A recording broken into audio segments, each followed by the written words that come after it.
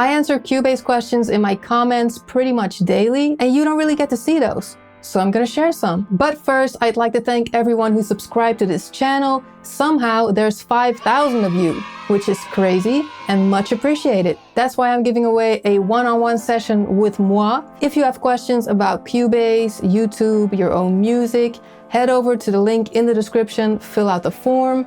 I'll pick one person and we'll do a video call. I'll leave the form open for 1 week. If after that you didn't get contacted, you can still book a session, or maybe I'll get back to your question in a new video. All right, let's get to question 1. How can I snap to bars and beats but still see the position on the timeline with minutes and seconds? So right click on the ruler and make sure bars and beats is checked. Then right click to add a track, choose ruler and set this one to timecode. Then click this little dash symbol to create a divider and drag the new ruler in there. That way it always stays on top of your project, just like a regular ruler. And now this snaps to my bars and beats, and I can very easily check the timing in seconds and minutes. Question 2. Is there a key command to nudge something left or right without snapping to the grid? So basically free from quantize or grid. What they mean is when you nudge using the default key commands command or control left and right, you'll likely be in bars and beats mode and have your nudge linked to the grid or set to one of these, and it snaps. If you want to nudge almost freely, you can create a macro. Go to the key commands menu, create a new macro. I'll call it free nudge left. Assign a key command to it. I'm going to replace an existing one, option left. Next, look for exchange time formats. Click it, add command, and add it a second time. Then in the nudge folder, look for left, add command, and then click the arrow to move it up so it's in this order.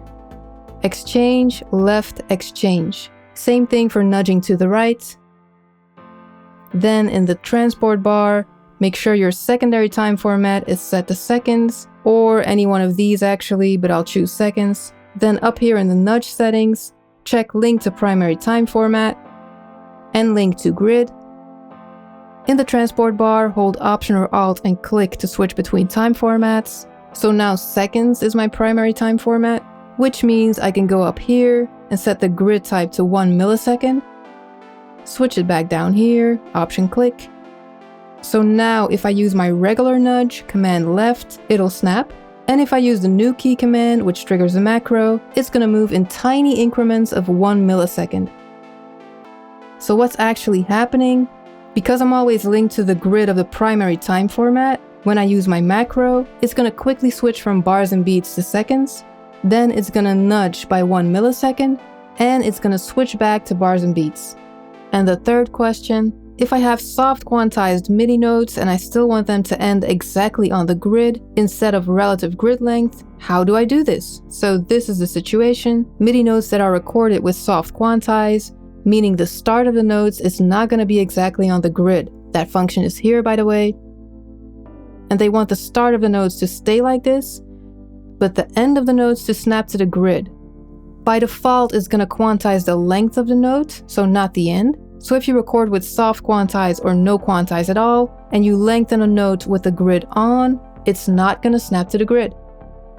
So select all notes, Command or Control A, make sure you have the right quantize setting, go to your editor and click Quantize Ends, and now the ends do snap. So those were a few of the questions. I have plenty more, maybe for next time. If you've learned something, please leave a like, subscribe, and have fun making music.